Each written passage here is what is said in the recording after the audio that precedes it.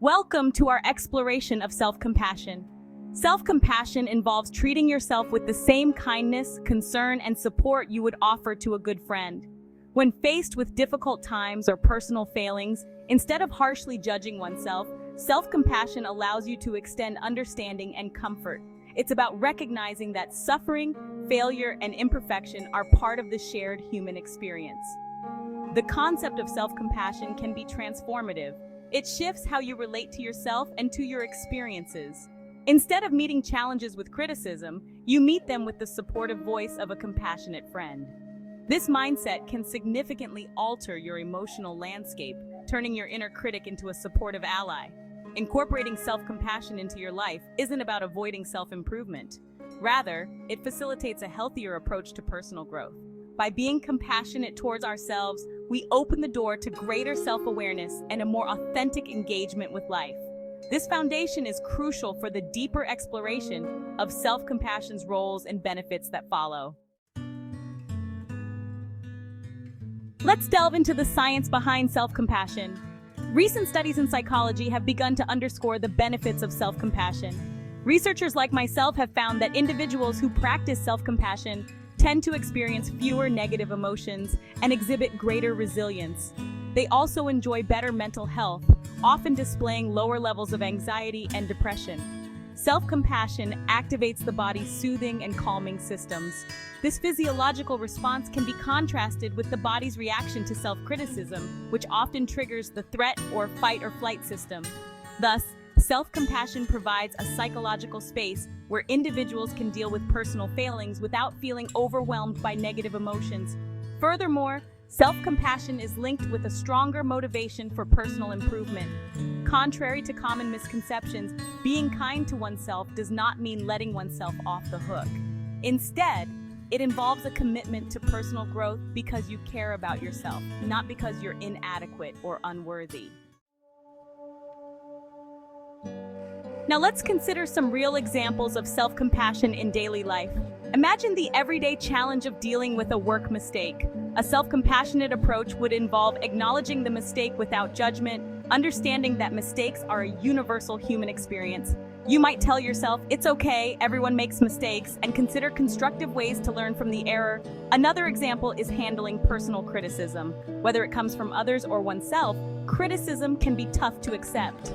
With self-compassion, you can give yourself the emotional space to process the criticism, recognize its constructive elements, and respond with kindness rather than defensiveness. Self-compassion also extends to how you treat your body. For instance, instead of harshly criticizing oneself for not meeting certain exercise goals, a compassionate response might be acknowledging the efforts you did make and encouraging yourself to try again tomorrow. This approach reduces stress and promotes a healthier relationship with your body and your fitness goals. Lastly, let's explore the impact of self-criticism versus self-compassion. Engaging in self-criticism has a notably different impact on our well-being compared to self-compassion. Self-criticism often leads to increased stress and anxiety, creating a cycle of negativity that can be hard to break. It reinforces feelings of inadequacy and failure, making it difficult to bounce back from setbacks. In contrast, self-compassion offers a way out of this cycle. By treating ourselves kindly and recognizing that everyone goes through rough times, we can maintain a more balanced perspective on our lives. This not only helps us recover from setbacks more quickly, but also improves our overall mental resilience. Moreover, self-compassion encourages us to look at our mistakes and failures as opportunities for growth and learning. Instead of beating ourselves up, we can view each experience as a step towards better understanding and self-improvement, which is essential for sustainable personal development. Section 5. Learning from mistakes, the role of self-compassion. One of the most powerful aspects of self-compassion is its ability to transform our relationship with mistakes. Rather than viewing errors as a reflection of personal failure, self-compassion helps us see them as valuable learning experiences. This shift in perspective can significantly reduce the fear of failure that often hampers personal and professional growth. When we embrace our mistakes with kindness and understanding, we open ourselves up to constructive self-reflection. This is not about denying responsibility, but about addressing our actions without negative self-judgment. This approach fosters a healthy environment for growth and learning. Moreover, by maintaining a compassionate outlook, we can better navigate the emotional turbulence that often accompanies mistakes. This not only helps in personal development, but also enhances our interactions with others as we become more empathetic and less judgmental. Section 6. The relationship between self-compassion and mental health. The link between self-compassion and mental health is well documented. Studies have shown that people who practice self-compassion regularly have better mental health outcomes compared to those who are harsh on themselves. This includes lower levels of anxiety and depression, and higher levels of happiness and satisfaction with life. Self-compassion provides a kind of emotional resilience that buffers against the stresses of daily life. When we're compassionate towards ourselves, we're less likely to get overwhelmed by the pressures and disappointments that come our way. This stability is crucial for maintaining long-term mental health. Additionally, self-compassion has been linked to better emotional regulation. By acknowledging and addressing our emotions with kindness, we prevent them from escalating into more destructive feelings or behaviors. This ability to manage our emotions effectively is a key component of overall mental wellness. Section 7. Breaking the cycle. From self-criticism to self-compassion. Transitioning from a habit of self-criticism to one of self-compassion can be challenging, but is profoundly beneficial. The first step involves awareness, recognizing the critical voices and understanding their harmful impact. This awareness creates a space for change, where self-compassion can begin to take root. Next, it's important to consciously practice self-compassion during moments of self-criticism. This could be as simple as pausing to breathe deeply when you notice self-critical thoughts and gently reminding yourself of your humanity and worth. Over time, these moments build up, gradually replacing old patterns of self-criticism with new, compassionate responses. The benefits of making this shift are immeasurable. Not only does it improve your relationship with yourself, but it also enhances your interactions with others. As you become more compassionate towards yourself, you naturally extend that compassion to others, fostering deeper connections and a more supportive social environment. Section 8. Self-compassion and relationships. Self-compassion not only improves our relationship with ourselves, but also has a significant impact on our relationships with others. When we are less critical and more forgiving of ourselves, we are likely to exhibit the same kindness and understanding towards others. This can lead to healthier, more resilient relationships. By practicing self-compassion, we reduce the likelihood of projecting our insecurities and fears onto others.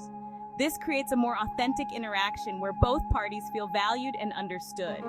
It also helps in conflict resolution, as approaching disagreements with compassion leads to more constructive and empathetic conversations. Moreover, self-compassion can help break the cycle of dependency in relationships.